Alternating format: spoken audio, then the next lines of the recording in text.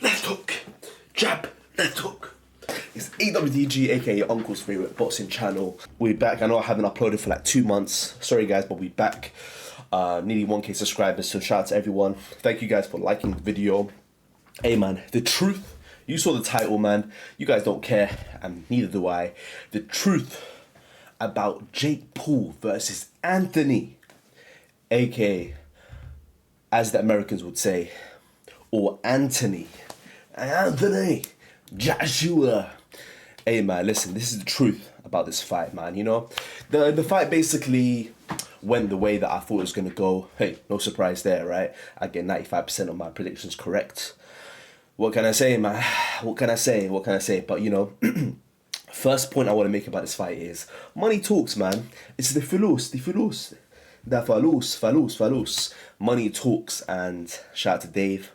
But you know, I think one of the main reasons that people don't really realize, I feel like the number one motivator for Jake was the money. Apparently he spent 40 million on a ranch and he had to recoup, so he wanted to make it quick money. Apparently he made what, 92 million for this fight. $92 million for this fight.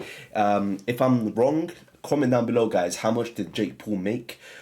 And how much did Anthony Joshua make? If you know, comment down below. And let me know, guys, what country you're watching from. So that's the first point. And I think a lot of people have been saying this and I agree, but point number two is I feel like Jake Paul's mentality in his head, he has supreme confidence. You have to give it to the guy, man. Hold on, guys. Make sure you take a sip of water. I'm still the number one most hydrated streamer and YouTuber. I'm thinking to myself, when are we going to get 1K subscribers? When am I going to see the beautiful 1K? When? Weekly uploads every Wednesday have returned, so I'm sure that will help.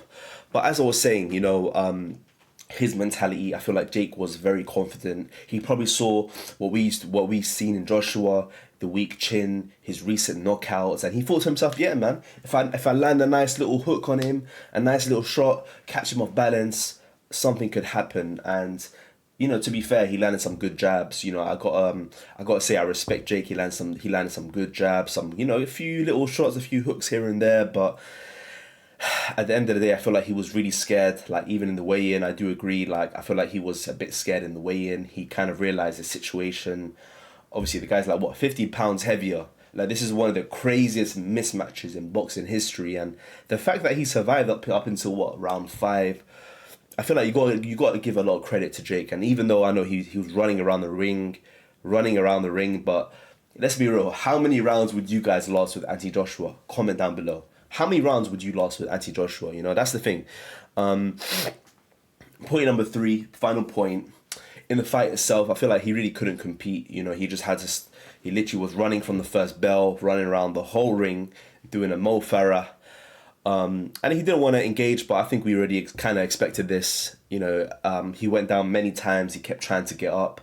I really respect that, man. And then he ended up with a broken jaw. And I want to say, bro, you know, that right hand from Anthony Joshua, slow mo.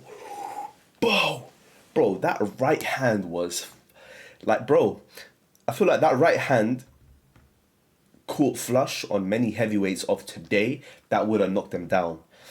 And the fact that Jake kind of, you know, he wasn't out. Like, he got knocked out, but he was still like, wow, like he was still there in his head.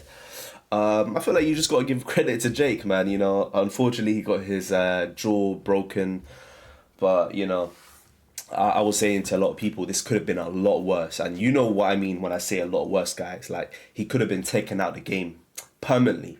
You know, like when you play in GTA, like, you're out of the game and you can't, like, respawn. That's what I mean, bro. So, you know, what are you guys' thoughts? Let me know down below. What did you think of the fight? I want to hear it. Comment down below. I'll read and respond to every single comment. And as I said, man, this marks my return to YouTube. I'm going to be very, very consistent.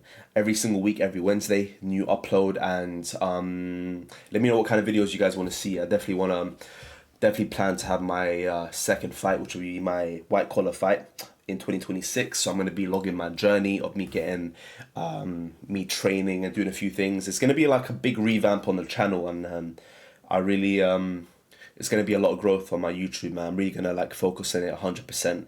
So I'm glad to say it.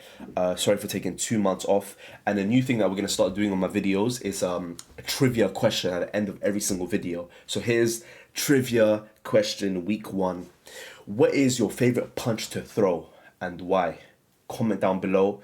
I'm going to answer these questions at the start of the next video. So yeah, once again, guys, what is your favorite punch or combo to throw in boxing and why?